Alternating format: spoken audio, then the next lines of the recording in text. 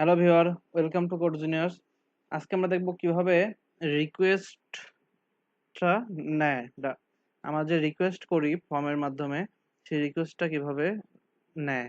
এই যে এখানে দেখেন যে দেখাচ্ছে যে রিকোয়েস্ট ইনপুট এত, এই রিকোয়েস্টটা আসলে কিভাবে ধরে কন্ট্রোলারে আমি ফর্ম থেকে, সেটা আজকে দেখাবো।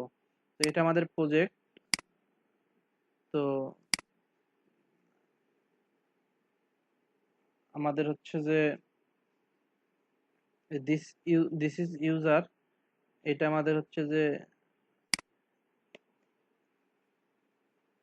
আগের দিন আমরা লগ ইন রেজিস্টার করছিলাম। তো আমাদের একটা রাউট আছে স্ল্যাশ ইউজারে গেলে একটা ইন্ডেক্স ইউজার কন্ট্রোলারের একটা ইন্ডেক্স মেথডে যাবে। তো ইউজার কন্ট্রোলার ইন্ডেক্স মেথডে রিটার্ন ভিউ করতেছে ইউজার। তো আমরা যদি যাই /ইউজার, জাস্ট কিছুই নাই।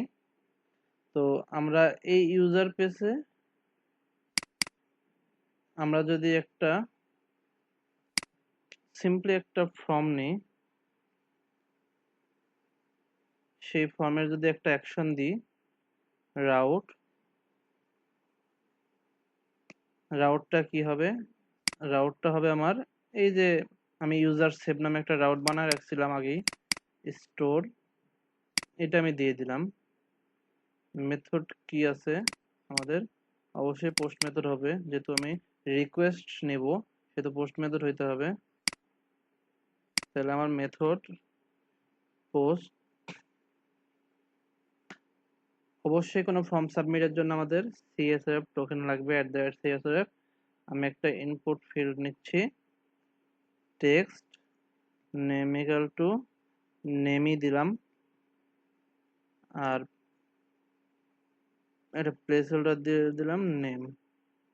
একটা বাটন হচ্ছে যে input type submit value button. চলেন দেখি আমরা কি আসলো। একটা নর্মাল একটা নেম আর একটা বাটন। তো এই বাটনে এখন ক্লিক করলে কি হচ্ছে? কিছুই হচ্ছে না, কিছুই দেখায় না। তো এটা আমরা পাবো কিভাবে? তো আমরা কন্ট্রোলারে আমাদের এই যে স্টোর মেথডে কল হচ্ছে, যখনই আমার এই বাটনে ক্লিক হবে তখন কি হচ্ছে? তখন হচ্ছে আমার একটা ফর্ম সাবমিট হচ্ছে। এই ফর্মটা, এই ফর্মের অ্যাকশনে কি আছে? একটা স্টোর নামে একটা রাউট আছে।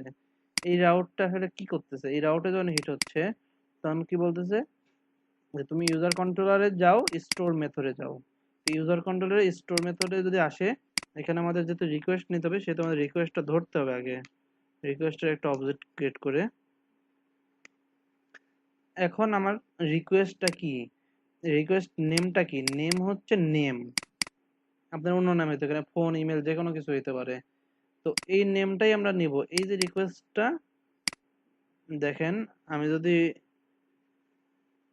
ক্লিক করলে রিটার্ন করব রিকোয়েস্ট, এই নেমটা, এই নেমটা রিটার্ন করব। কোন নেমটা?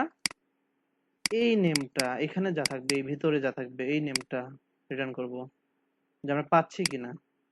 তো প্রথমে রিফ্রেশ করে নিলাম, আমি একটা নেম দিলাম, দিয়ে দেখেন আমি সাবমিট দিছি, দেখেন ইউজার সেভ নামে আমার রাউটে হিট করছে, আমার দেখেন আমার নামটা রিটার্ন করে দিচ্ছে। আমি অন্য একটা নাম দিই, আমি ধরেন এটা বাদ দিলাম, সাবমিট করলাম, দেখেন আমাকে রিটার্ন করছে। তো আমি কিন্তু রিকোয়েস্টটা পাইলাম, আমি যে রিকোয়েস্টই দিই না কেন। দেখেন laravel.com এ ওরা হচ্ছে যে রিকোয়েস্ট ইনপুট নেম এরকম ভাবে ইউজ করছে। তো আমি যদি এইভাবে ইউজ করি তাও কাজ করবে। আমি এইভাবে করছি, আমি যদি laravel.com এর মতো এইভাবে করি যে রিকোয়েস্ট ইনপুট নেম, তাও দেখেন আমি রিফ্রেশ দিয়ে নিই, যে এই যে দেখেন আমাকে কিন্তু নামটা রিটার্ন করেছে। তার মানে কি?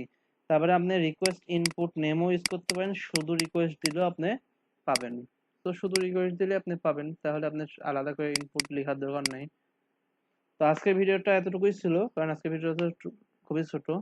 নেক্সট ভিডিওতে দেখবো আমরা কিভাবে মডেল ক্রিয়েট করতে হয়, এবং মডেলের মাধ্যমে কিভাবে ডাটাবেজে ডাটা সেভ করতে হয়, মডেলের মাধ্যমে কিভাবে ডাটাবেস থেকে ডাটা গেট করতে হয়। তো অবশ্যই সাবস্ক্রাইব করে কোডজিনাসের সাথে থাকবেন। আরো পরবর্তীতে অনেক ভালো ভালো ভিডিও আসবে আপনাদের জন্য, সেই জন্য অপেক্ষা করবেন। ধন্যবাদ সবাইকে।